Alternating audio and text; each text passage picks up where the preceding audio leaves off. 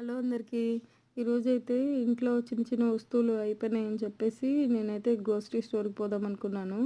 కానీ ఇక్కడ ఏది నడిచి వెళ్ళేంత దూరం ఉండదు. అన్నీ కార్‌లోనే వెళ్ళాలి. కార్ లేకపోతే ఇక్కడ అసలు మనం ఏమీ చేయలేము.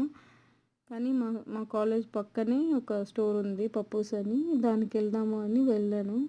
ఇదంతా మా యూనివర్సిటీనే.